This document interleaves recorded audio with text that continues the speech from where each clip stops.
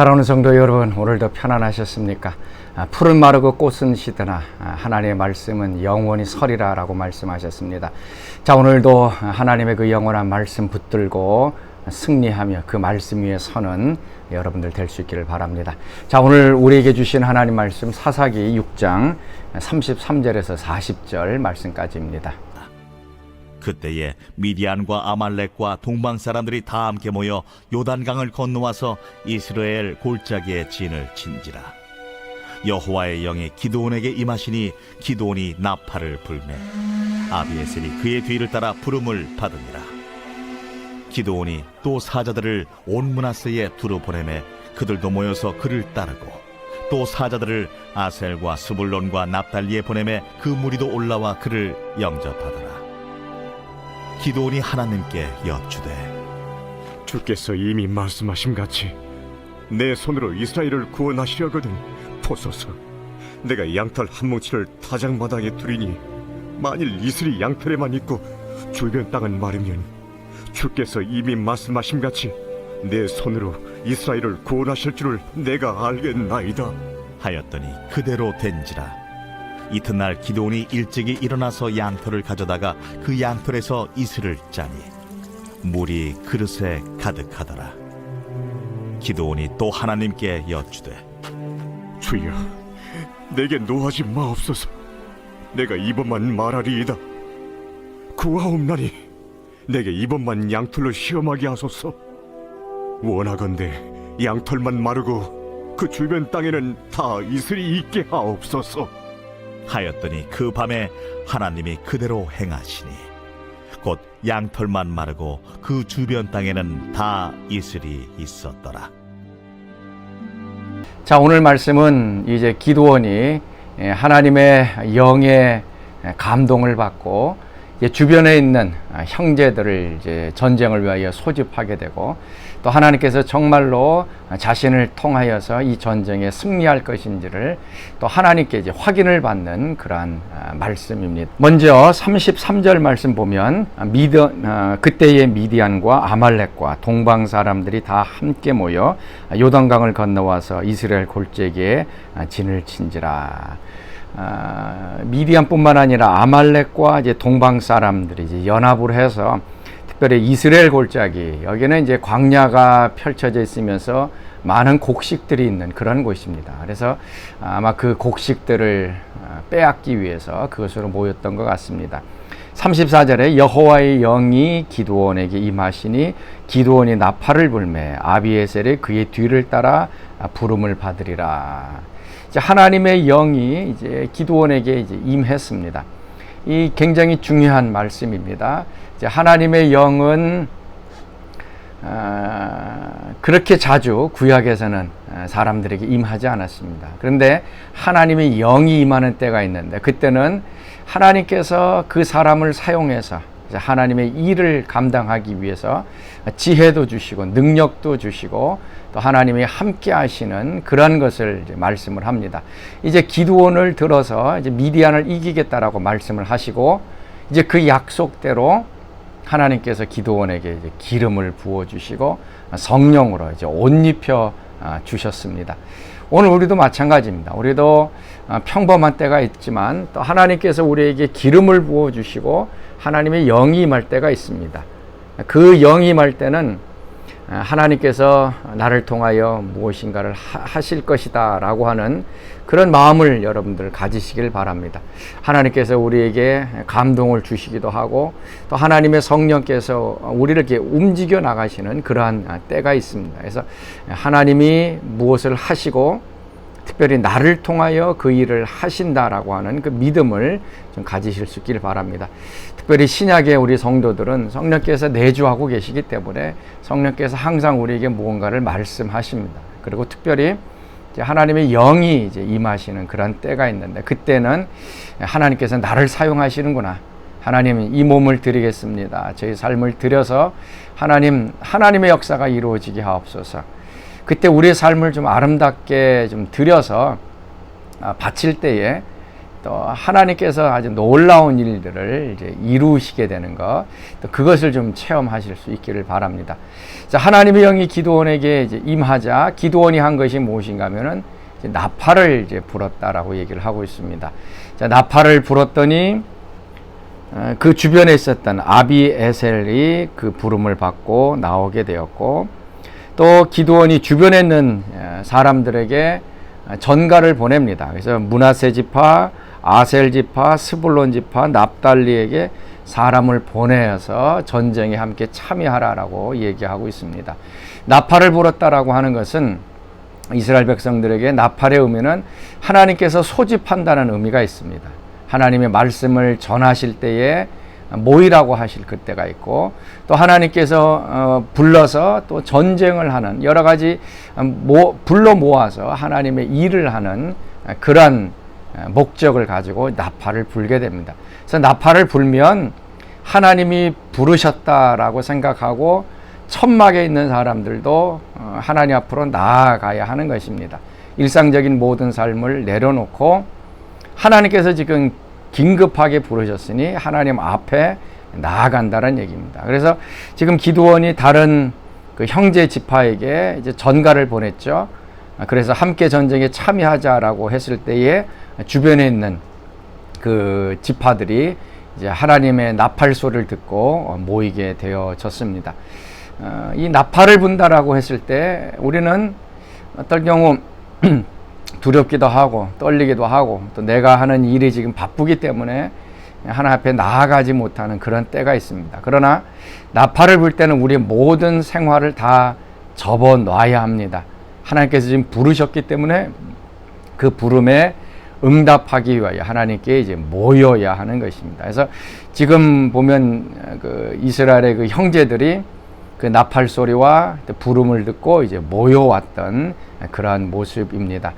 자, 이번 주 금요일서부터 우리가 차갑선 목사님 모시고 여름 말씀 부흥회를 우리가 가지려고 합니다. 하나님의 나팔이 불어진 것입니다.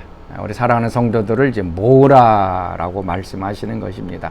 우리 일상생활들을 좀 내려놓을 수 있기를 바라고요. 특별히 새벽 말씀을 들으시는 모든 분들 같이 좀 참여하시길 바랍니다. 참여했을 때 하나님께서 의도하시고 목적하시는 일들이 부흥회를 통해서 이제 일어나게 됩니다. 그래서 모이면 하나님이 말씀을 주시고 또 그 말씀을 통해서 또 하나님의 그 역사들이 그대로 이루어지는 일들이 일어납니다. 그래서 이번 금요일 날, 토요일 날 우리 성전에 오실 수 있는 분들 다 참석하셔서 또 하나님이 부르시는 그 부름, 또 하나님의 말씀에 좀 순종하며 또 큰 은혜가 되는 귀한 시간이 되었으면 좋겠습니다. 이제 형제들이 다 모여서 전쟁을 하려고 준비하고 있습니다. 그러고 나서 이제 37절에 보면 이제 기드온이 하나님 앞에 정말 저를 사용하셔서 전쟁에 승리한다고 말씀하셨는데 그 말씀에 대한 확증을 주십시오라고 얘기하면서 이제 두 가지 이제 양털을 뭉치를 가지고 하나님께 이제 확인 아니면 징표를 구합니다.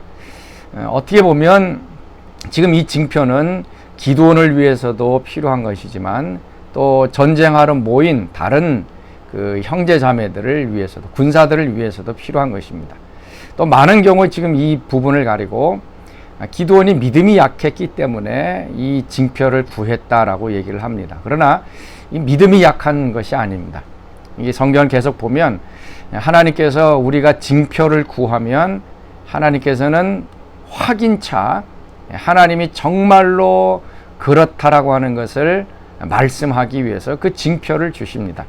오늘 이 말씀에는 기드온이 두 번 하죠. 하나는 양털 그 뭉치를 가지고 비가 오는데 다른 데는 다 멀쩡하지만 이 양털에만 비가 묻게 해 주십시오.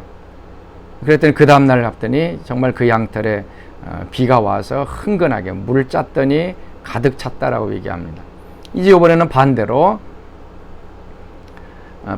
이제 하는 것입니다. 다른 온 땅에는 그 이슬이 있지만 이 양털만큼은 이제 마르게 해 주십시오라고 얘기를 했습니다. 그것도 하나님께서 역사해 주셨습니다.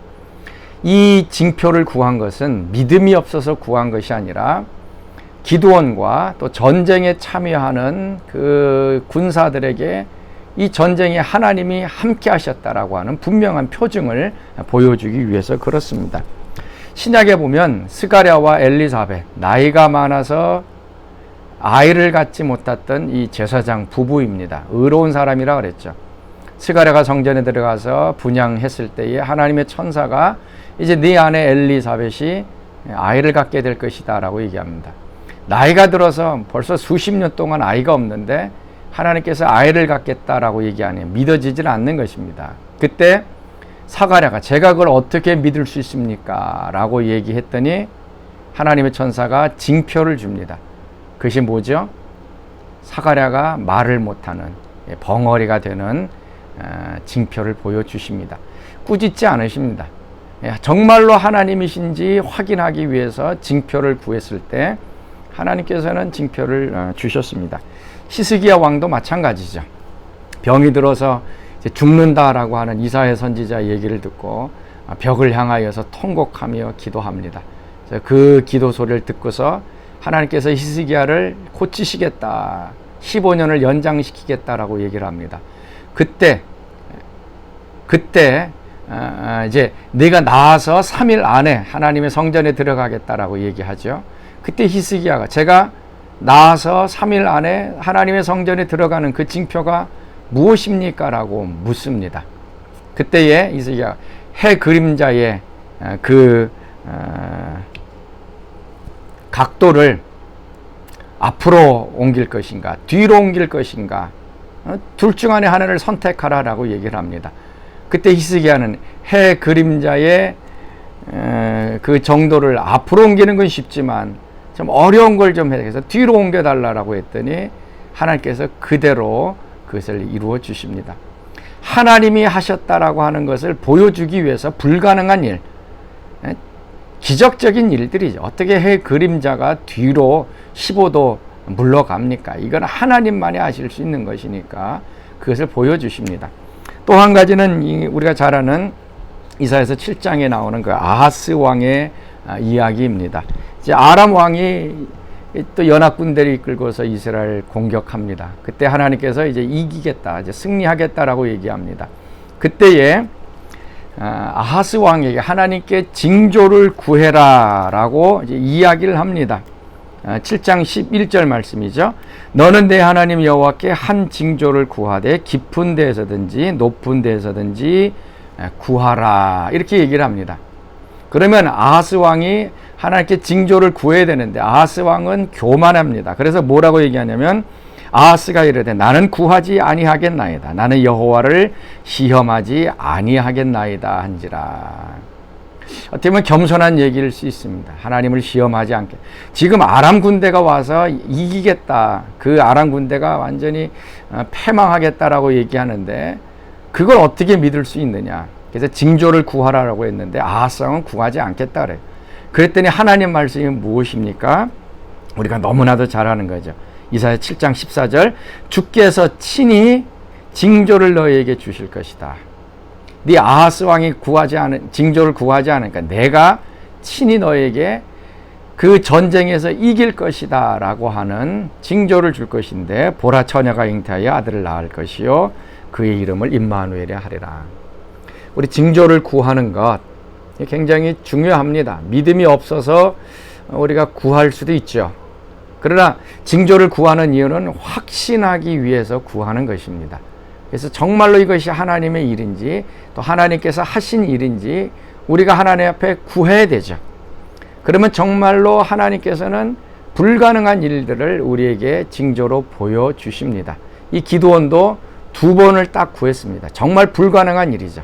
양털에만 비가 오고 아니면 양털만 마르는 이런 자연적인 놀라운 것을 2번 딱 보여주니까 하나님이 하신다는 걸 깨닫습니다. 3번, 4번 계속 구하지 않아요. 딱 하나님의 징조를 구하고 확신이 서자 하나님의 말씀대로 용감하게 믿음으로 행동을 합니다. 오늘 우리가 해야 될 것이 그겁니다. 하나님께 징조만 구하고 끝나는 것이 아니고 그건 비겁한 사람이고 그 사람이 정말 연약한 사람이고요. 징조를 구해서 하나님께서 확신을 주시면 믿음으로 나아가는 겁니다.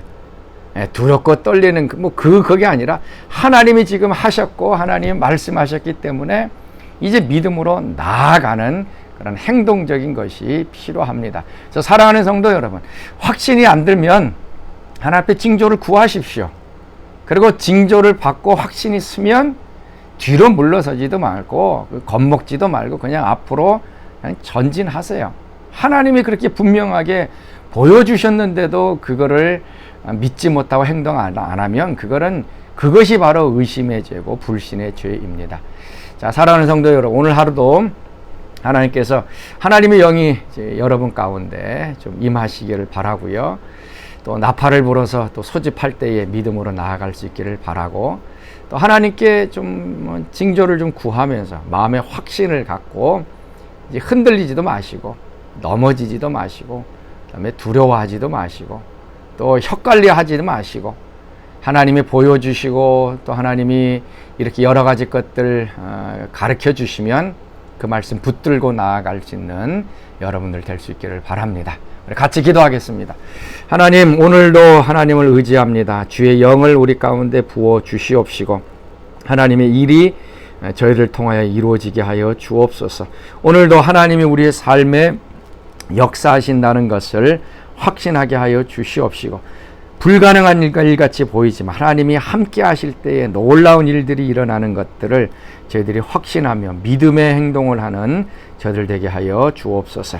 이제는 우리 주 예수 그리스도의 은혜와 하나님의 그 크신 사랑하심과 성령의 교통과 기름 부으심이 오늘도 하나님의 영으로 충만하여 승리하며 믿음으로 나아가기를 소원하는 사랑하는 성도들 가운데 지금부터 영원토록 함께 하시기를 간절히 축원하옵나이다. 아멘.